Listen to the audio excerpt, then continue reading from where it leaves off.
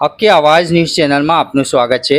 મોહરમ પર્વને લઈ પોલીસ તંત્ર સરસિયા તળાવ ખાતે ડીસીપી ઝોન 4 દ્વારા નિરીક્ષણ।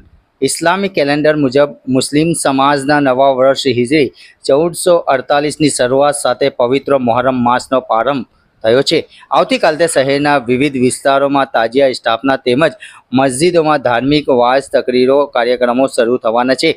આગામી 26 જૂન શુક્રવારના રોજ યૌમે આસુરા નિમિત્તે શહેરના વિવિધ વિસ્તારોમાંથી તાજિયાના જુલુસ નીકળશે અને પરંપરાગત રીતે તાજિયાનું વિસર્જન કરવામાં આવશે। આ સમગ્ર કાર્યક્રમ દરમિયાન કાયદો અને વ્યવસ્થા જળવાઈ રહે તે માટે પોલીસ પ્રશાસન દ્વારા આગોતરા તૈયારી શરૂ કરી દેવામાં આવી છે। તેના ભાગરૂપે આજે સાંજે ડીસીપી ઝોન 4 એન્ડુ મેકવાન સીટીપીઆઈ તેમજ પોલીસ અધિકારીઓનો કાફલો વડોદરા શહેરના સરસિયા તળાવ ખાતે પહોંચ્યા હતા અને તાજિયા વિસર્જન માટેની વ્યવસ્થાઓનું સ્થળ પર નિરીક્ષણ કર્યું હતું તેમ જાણવા મળ્યું હતું। રિપોર્ટ રૂઝે બરબ।